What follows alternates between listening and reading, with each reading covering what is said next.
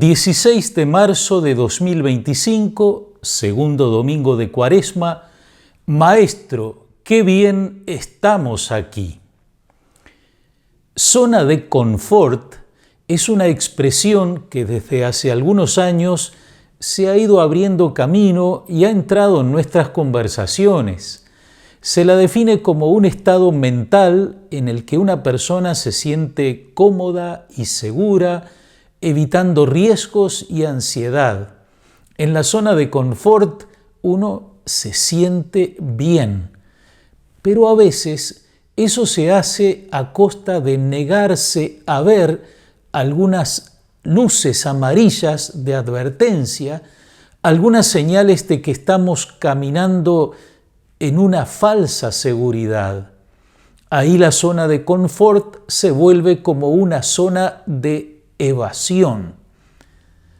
En el Evangelio de hoy encontramos esas palabras de Pedro que tomamos como título y que parecen sugerir que él quiere crear una zona de confort.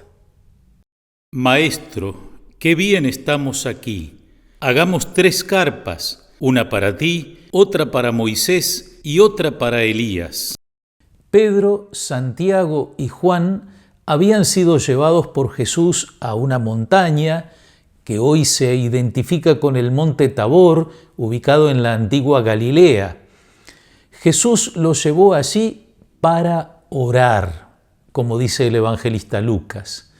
Sin embargo, los discípulos van a vivir una experiencia que motivará el deseo de Pedro de quedarse allí, de prolongar ese momento. Mientras Jesús oraba, su rostro cambió de aspecto y sus vestiduras se volvieron de una blancura deslumbrante. Y 2 hombres conversaban con él. Eran Moisés y Elías, que aparecían revestidos de gloria y hablaban de la partida de Jesús, que iba a cumplirse en Jerusalén. La visión que tienen Pedro y sus compañeros en el Tabor es enormemente gratificante. Literalmente se podría decir que están tocando el cielo con las manos.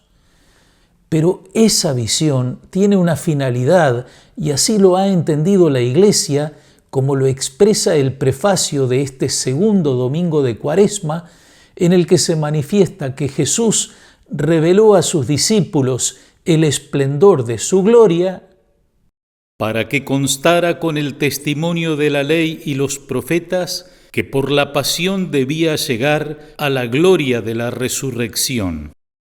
El sentido, pues, de la experiencia que Jesús hace vivir a sus discípulos es prepararlos para el gran escándalo de la cruz. El rostro que contemplan los discípulos en el monte, ese rostro transfigurado, luminoso, se volverá irreconocible en la pasión, deformado por el sufrimiento, cubierto de sangre, sudor y polvo. Así lo había anunciado el profeta Isaías en uno de los cánticos del servidor sufriente. Muchos quedaron horrorizados a causa de él, porque estaba tan desfigurado que su aspecto no era el de un hombre y su apariencia no era más la de un ser humano. Pero el profeta anunciaba también el triunfo del servidor. Sí, mi servidor triunfará, será exaltado y elevado a una altura muy grande. Para los discípulos, la contemplación a la que han tenido acceso genera en ellos el deseo de eternizar ese momento, pero la eternidad no ha llegado todavía. Deberán bajar con Jesús del monte para seguir el camino hacia Jerusalén, el camino que lleva a la pasión y a la muerte, pero también a la resurrección y a la vida a través de la cruz. Después de referirnos esas palabras de Pedro, qué bien estamos aquí, hagamos 3 carpas, el evangelista nos advierte, él no sabía lo que decía. E inmediatamente se produce un cambio en el escenario. Mientras hablaba, una nube los cubrió con su sombra, y al entrar en ella los discípulos se llenaron de temor. Desde la nube se oyó entonces una voz que decía: «Este es mi Hijo, el elegido, escúchenlo». Y cuando se oyó la voz, Jesús estaba solo. Así terminó el episodio.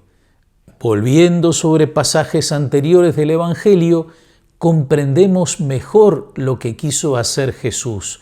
8 días antes, Él había dicho: «El Hijo del Hombre debe sufrir mucho, ser rechazado por los ancianos, los sumos sacerdotes y los escribas, ser condenado a muerte y resucitar al tercer día». Lo mismo vale para los discípulos.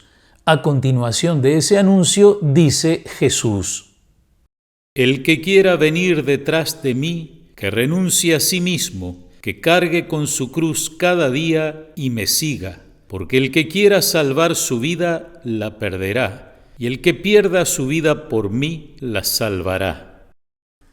Jesús no llevó a los discípulos al monte Tabor como a una especie de recreo, de descanso, sino a vivir una fuerte experiencia de Dios que los animara a superar el escándalo de la pasión y a llevar su propia cruz. Llevar la cruz es asumir el dolor y el sufrimiento que nos ha tocado. No es resignación, ni mucho menos masoquismo. Es creer que si morimos con Cristo, es decir, si unimos nuestro dolor a su pasión, viviremos con Él. Las pruebas, las tribulaciones, las dificultades que experimentamos tienen su superación en la Pascua. Nuestra vida se hace pascual cuando vamos transitando esos momentos de muerte y resurrección hasta llegar un día a compartir en forma definitiva la muerte y resurrección del Señor. Este domingo Jesús nos invita también a nosotros a subir al monte a orar. Quedémonos con Él en el silencio, en la contemplación de su rostro, en su presencia en la Eucaristía, siempre buscándolo a Él. No se trata de construir una zona de confort donde evadirnos un rato y olvidarnos de nuestra cruz, sino de encontrar en el Señor la fuerza para seguir cada día caminando con Él en esperanza, como pueblo de Dios que marcha hacia la Pascua.